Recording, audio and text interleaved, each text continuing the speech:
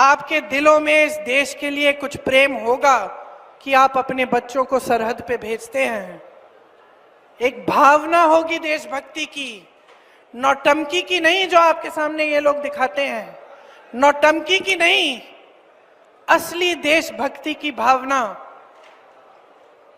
मैं ज्यादा इन चीजों के बारे में बात नहीं करती, लेकिन मैं आपको बता सकती हूं कि 19 साल की उम्र में जब मैं अपने शहीद पिताजी के टुकड़े घर लाई तो मैं नाराज थी इस देश से, मैं नाराज थी।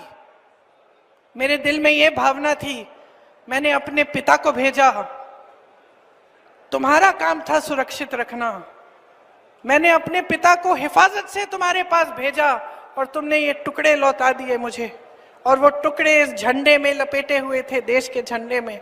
मैं नाराज थी। मैं समझती हूं शहादत की का क्या मतलब है। जैसे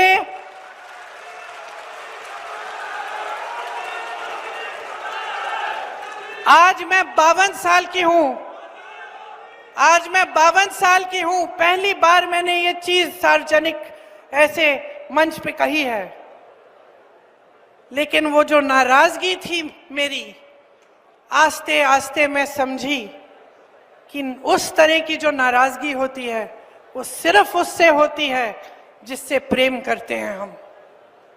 मेरे देश के लिए मेरे दिल में कितना प्रेम है, मैं कैसे समझाऊं। जब मोदी जी मंच पे खड़े होकर मेरे पिता को देशद्रोही बोलते हैं, जब मोदी जी कहते हैं कि मेरे पिताजी ने कोई कानून बदल दिया अपनी मां से विरासत लेने के लिए, तो मेरे दिल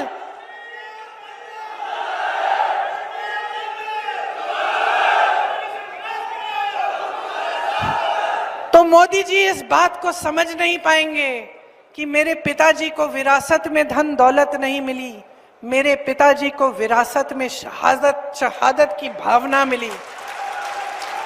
आप समझ सकते हैं, आप समझ सकते हैं।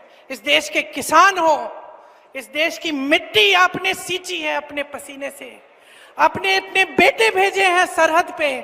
जब आपके बेटे शहीद होते हैं इस देश के लिए, तो मैं जानती हूं कि आपके दिल में क्या भावना है, क्योंकि वही भावना मेरे दिल में है। जो पुलवामा के शहीद हैं, जब वो हुआ, पुलवामा का हुआ, उनमें से कुछ परिवार यूपी के थे। उस समय मैं यूपी में थी, मैं गई उनके घर, और ज्यादातर परिवारों में पता है क्या बताया उन्होंने मुझे? जो बच्चे बचे थे उन्होंने कहा दीदी हमको भी सेना में भर्ती होना है। एक लड़की थी, उसका भाई एयरफोर्स में था, उसने कहा दीदी मैं पायलट बनूंगी, मैं एयरफोर्स में भर्ती होंगी।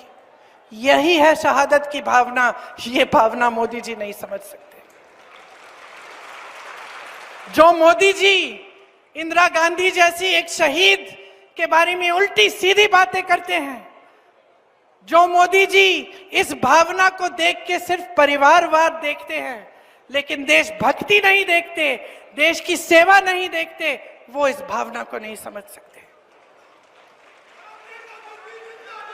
मैं आपको ये कहने आई हूं, मैं आपको ये कहने आई हूं कि हमें देशद्रोही कहें, हमें घर से निकाल दें, मेरे भाई को संसद से निकाल दिया, हम पे केस डाले, मेरे भाई पे इतने केस डाल दिए कि कभी इधर कभी उधर, कभी गुजरात में कभी बिहार में वो जाता है कचहरी, जाएगा, कुछ भी कर ले, मार डाले, लेकिन ये भावना हमारे दिल से कोई नहीं निकाल सकता।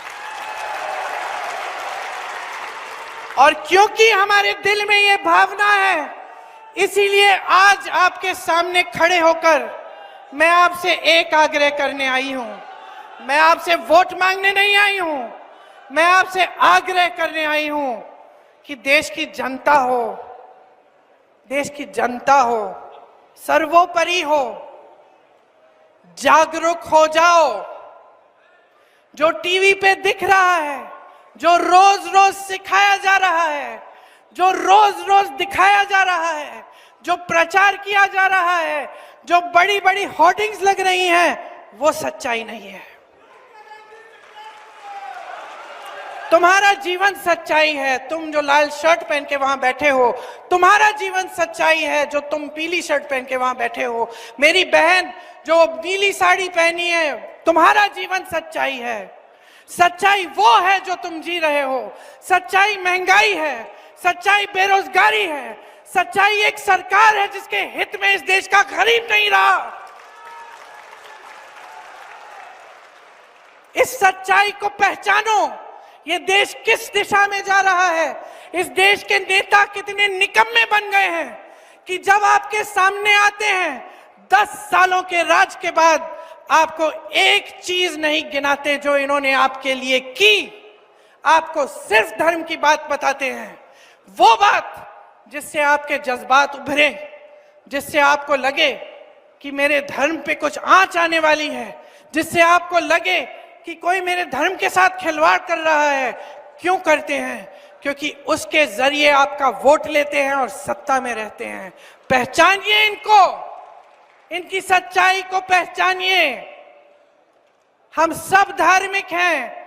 इस देश में कोई ऐसा नहीं है जो धार्मिक नहीं है। इंदिरा जी ने मुझे सिखाया पूजा करना। पूजा का कमरा था उनके कमरे के पास, रोज सुबह बैठती थी। इंदिरा जी ने सिखाया। राजीव जी के साथ में मंदिर जाती थी।